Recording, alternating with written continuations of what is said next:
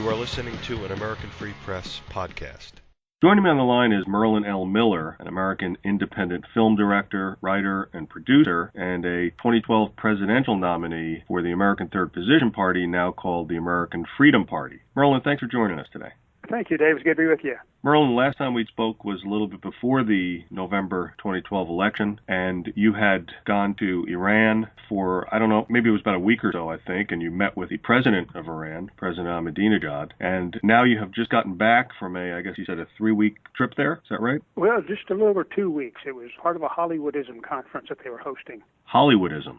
Yes, and basically their position is that Hollywood, of course, controls the discourse, the public discourse, and we desperately need an alternative to this to get truths out to people around the world. How was it that you went the second time, or had you been there prior to your... Well, this was just my second time. I was there in September with another film festival, and it was really my entree there. Got to meet a lot of great people, and this one was actually a larger conference and had appealed to a lot of intellects and filmmakers from Western civilization, as well as through the Islamic world. And it was just a good gathering of people to come and discuss what's really happening in the world and help create forums for truths.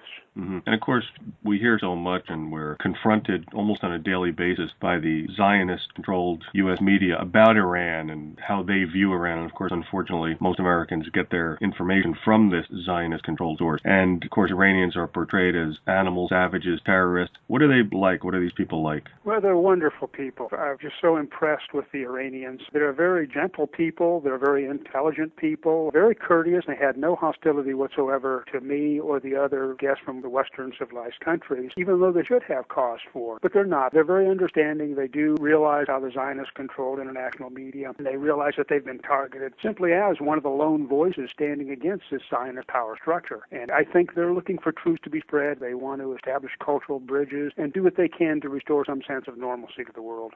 Yeah. What's your prognosis on that? I'm an optimist. I'm very positive because I see so many great things happening as a result of these initiatives that Iran is taking. I do also believe that within America, a tidal shift is underway. I hope that enough people are starting to wake up to the realities and start to question what we get from our own government and from our controlled media and say that, no, this is not right. We need to start put America first. We need to put the vision of our founding fathers and our Constitution first and reach out in peace to other nations and not always in a warmongering sense.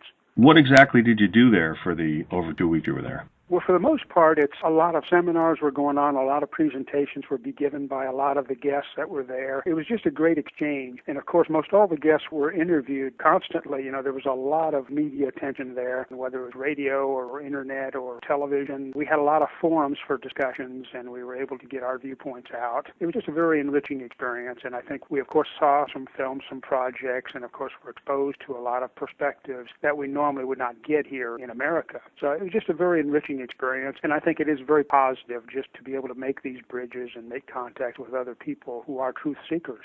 Mm-hmm. How was the food? Oh, wonderful. They have a diet which, of course, you're probably only getting the westernized version of, and I would love to get more of the Persian flavor of their foods. But for the most part, it's rice dishes, and, of course, they have the lamb dishes and chicken dishes, and very good. I had no problem at all with the food there. I love it. Did you get a sense of how the Zionist-directed sanctions are affecting your everyday Iranian? Well, when I was there in September, I really noticed very little effect, and I think the effect of the inflation and whatnot was just starting to kick in as I left Iran in September. This time, I think it was a little more noticeable. I think the people are coping quite well with it. I think the country is looking to do what they can internally to survive and to grow and still be a strong force. But it undoubtedly is having effect, especially when it comes to medical supplies and things which endanger the average citizen. And it's just criminal to me that we have these sort of abusive sanctions taking place with no justification for them at all. Yeah, sad. Any progress on your USS Liberty screenplay, which is called, I believe, False Flag? Well, that was one of my prime motives in returning to Iran, to see what I could do to further this. And of course, if we didn't have sanctions, I would love to see a co-production possibility develop. I don't know that that's feasible, but I do believe that we are getting more and more support for telling the story of False Flag. And my specific goal is to produce that film this year. I think it's such an important film, and I think that if the American audiences understood what happened to the crew of the USS Liberty, and especially our military people and military supporters, they would be aghast at how these survivors, these heroes, were treated as criminals for having survived a grotesque betrayal by the Israelis and, of course, elements of our own government who covered this up. Right. And, of course, the website is Americana-pictures.com, right? Yes, and it has information about the project. And not only does it deal with what happened to the USS Liberty in 1967, but it connects it by way of a modern-day journalist who's trying to prevent the escalation of this war on terror into World War III, where a new false flag operation would be initiated to of course, blame the Iranians. So very timely project, very critically important project to get troops out so that, in fact, the American public can have some warning as to the kind of evil games that are at play here. That's right, and I guess have been at play for a long time, right? Yes.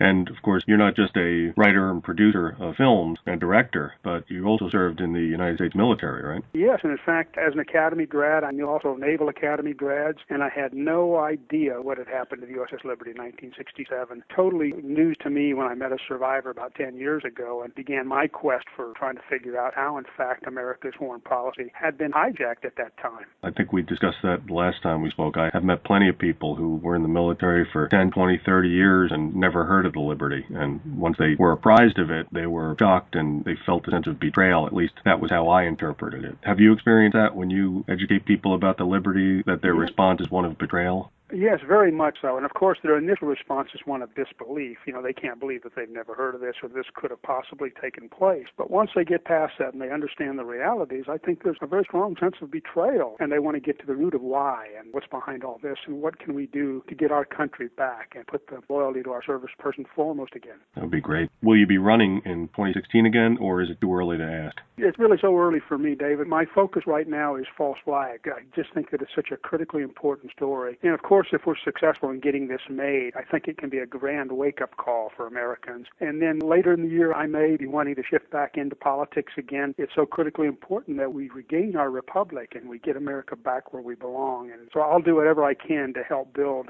whether it's the American Freedom Party or a coalition effort of new parties, something to better represent the American people rather than depending on the corrupt two-party system we have today, which clearly represents special interests and not the American people. I think that there is a tidal shift taking place now, and I hope that, of course, the confirmation of former Senator Chuck Hagel can take place and we can get some more rational minds to help with our foreign policy and open a dialogue with countries like Iran and help put America back in the place we should be, which is clearly promoting peace and well-being for all nations and not just acting as the bulldog for Israel. Yeah. Let's say a listener, first time they heard about false flag, the USS Liberty, and they're interested in somehow assisting you in getting this produced. What's the best way for them to do that? Well, the website, Americana-Pictures.com, is, of course, my company website, and we're looking to secure equity investors, equity partners in this project so that we can get it off the ground. And contrary to Hollywood, we don't need to spend fortunes to do this, and this is a political thriller which can actually be produced at a very modest cost.